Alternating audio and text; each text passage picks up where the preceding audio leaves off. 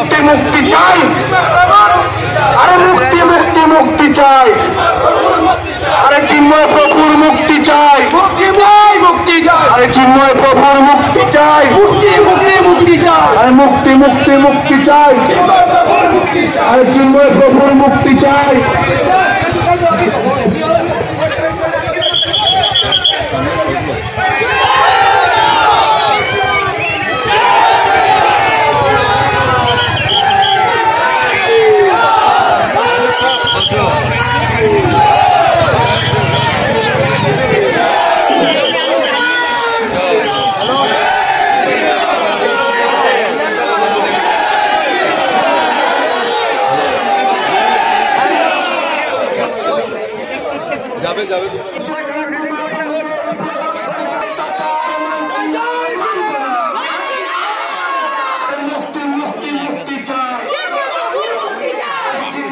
বছর ধরে বাংলাদেশে হিন্দুদের উপর অত্যাচার চলছিল এবং গত কয়েক মাস আগে যে ইংলিশ সরকার আসলো তারপর থেকে তার মাত্রা ওরা চরম পর্যায়ে বেড়ে গেছে, অনেক চরম পর্যায়ে। প্রতিদিন হিন্দুদের বাড়ি লুণ্ঠন, হিন্দুদের মঠ মন্দির ভাঙা, হিন্দুদের মা বোনদের বলাৎকার করা, হিন্দুদের ঘর লুট করা, এরকম প্রতিদিন বেড়েই চলেছে।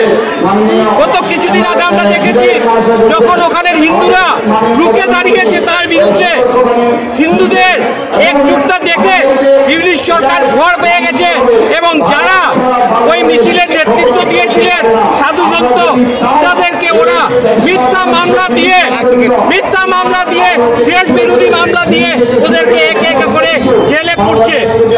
ওনারা কি অন্যায় কথা বলেছেন, নিজেদের অধিকারের কথা বলেছেন, নিজেদের হিন্দুদের রক্ষার কথা বলেছেন, এটা কি দেশদ্রোহিতা?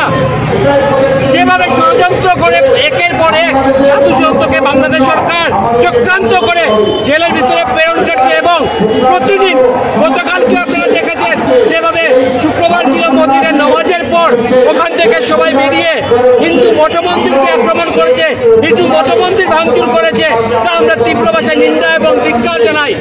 এবং তারই প্রতিবাদে আজ আমরা শিলচর শহরে মশাল র্যালি বের করেছি এবং ইংলিশ সরকারকে আমরা হুঁশিয়ারি দিতে চাই, হুঁশিয়ারি দিয়ে বলতে চাই আপনারা অতি সত্ত্বর হিন্দুদের সুরক্ষা প্রদান করুন।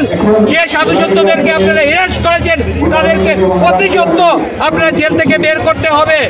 এবং যদি আপনাদের এতই যদি হিন্দুদেরকে আপনারা ঘৃণা করেন, ভয় পান, তাহলে হিন্দুদেরকে আপনারা পৃথক বাংলাদেশ থেকে পৃথক রাষ্ট্র আপনারা দিয়ে দিন। বাংলাদেশের হিন্দুরা কোনো বহিরাগত নয়, বাংলাদেশের হিন্দুরা বাংলাদেশের নাগরিক, ওদের জন্মকর্ম সব বাংলাদেশে, ওরা এই জমির উপর ওখানে হিন্দুদের অধিকার আছে। যদি বাংলাদেশ সরকার তাদেরকে সুরক্ষা দিতে না পারে, আমাদের সোজা কথা বাংলাদেশকে ভাগ করে হিন্দুদের জন্য আলাদা হিন্দু রাষ্ট্র করে দিয়ে দিন। জয় শ্রী